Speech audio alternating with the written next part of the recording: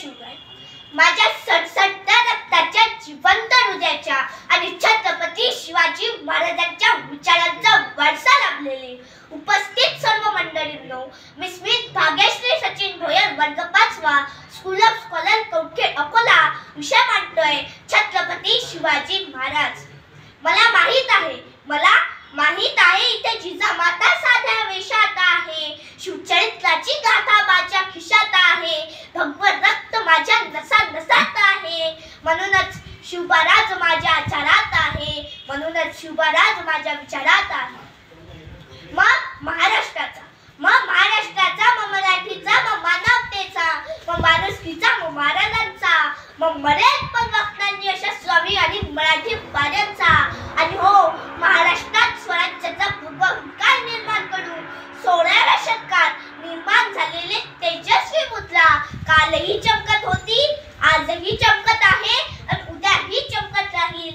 मग कोणी काही म्हणो, आमचे राजे आमच्या हृदयात होते, आहेत आणि सदैव राहतील। शिवचरित्र म्हणजे काय? शिवचरित्र म्हणजे विचाराची खाण, शिवचरित्र म्हणजे ज्ञानाची जाण, शिवचरित्र म्हणजे ज्ञानावर मान, शिवचरित्र म्हणजे ज्ञानाची साथ, शिवचरित्र म्हणजे मानवतेची साथ, शिवचरित्र म्हणजे मानवतेची साथ।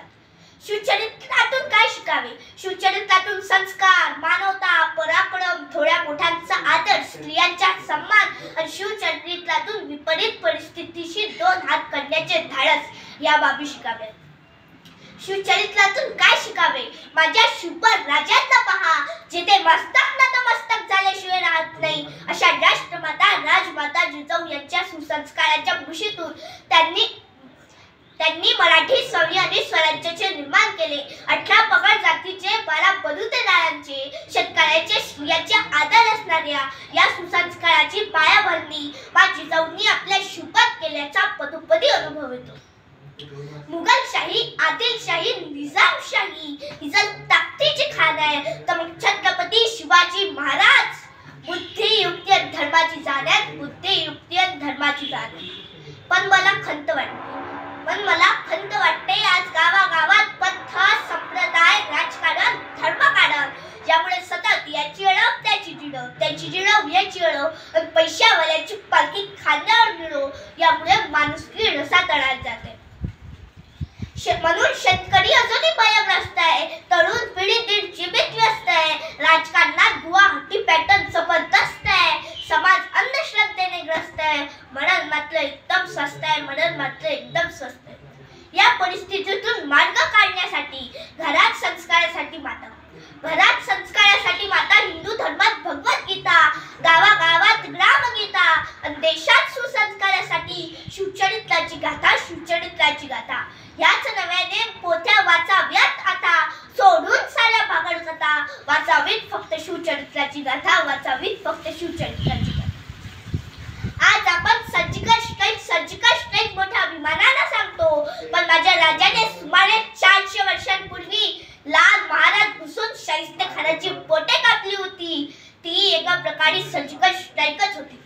राजांच्या सैन्यात जसे हिंदू होते, तसेच खांद्याला खांदा लावून लढणारे सच्चे मुस्लिम सैनिक सुद्धा होते। पण अफजल खानाचे बोट ते शाहिस्तेखानाचे बोट एवढेच माझ्या राजाचे चरित्र मर्यादित नव्हते। लढा या पलीकडे काळाच्या भाळ्यावर उमटलेले कर्तृत्वाच्या खुणा तुम्हाला आजही कोळलेल्या दिसते। स्वराज्यावर चालून येणाऱ्या अफजल खानाचा जसा राजाने कोथळा बाहेर काढला, तसा स्वराज्याशी बेईमानी करणारा खानाचा वकील कृष्णा भास्कर कुलकर नीलम मातीत काढला। कारण स्वराज्यात जात महत्वाची नसून साथ देणारे हात महत्वाचे होते, हे वेगळे सांगावेच नको। शिवरायांच्या चरित्रातून त्यांची दूरदृष्टी, बुद्धिमत्ता, चिकाटपणा, तेजस्वी व्यक्तिमत्व, गनिमिकावा, स्त्री आदर, उत्कृष्ट नेतृत्व या अष्टपैलू गुणांचा पदोपदी अनुभव येतो। आज आपण पाहतो की शेतीसाठी, संपत्तीसाठी सक्का भाऊ पक्का वैरी होतो, पण माझ्या राजाने सर्व मावळ्यांना एकत्र घेऊन स्वराज्याचे धोरण मांडले।